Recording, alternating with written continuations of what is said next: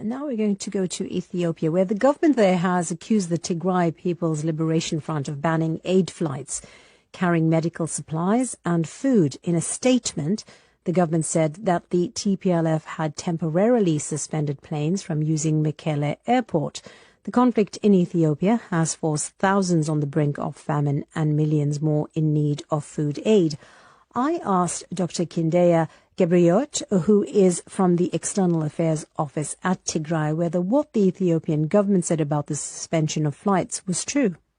Well, actually, with the airport, there is a serious problem of fuel, and that has been communicated also to the UN and other aid agencies ahead of time. So we are now discussing also with relevant aid agencies how this could be resolved. And as you know, the whole blockage, which includes fuel, has been made by the Addis authorities, and even with some of the food aid that has come through the trucks is now in the food stores of Mekelle, because this cannot be even distributed to different districts, because they are putting lots of restrictions on getting fuel, even for distributing the limited food that has come through the aid trucks.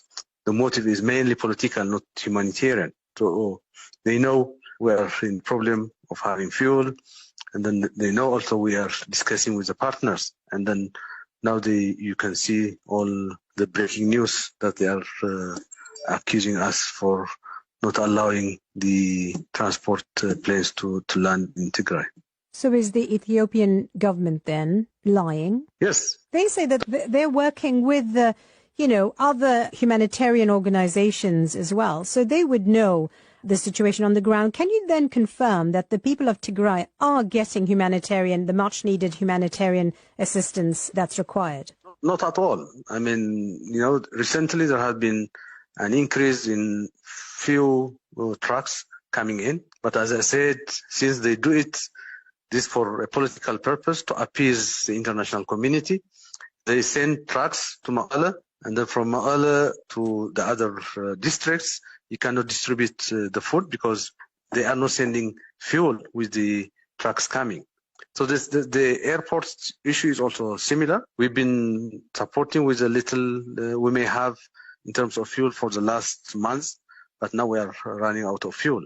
And, all the services to Tigray are blocked in terms of banks, telecom, transport, and what have you. All the medicines, all the hospitals are being shut down because they don't have enough medical supplies.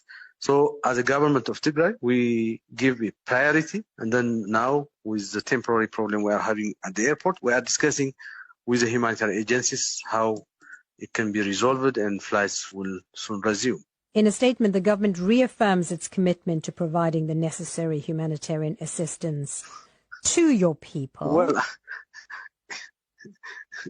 Well, if they mean what they say, in the last 19 months, we know they are the chief architects of all the problems in Tigray. And if they care about humanitarian issues in Tigray, why don't then open the banks? Why don't open the telecom? Why don't have unfettered humanitarian access in terms of transport and what have you? That's Dr. Kindeya Gebrehiwot, who is the External Affairs Officer at Tigray.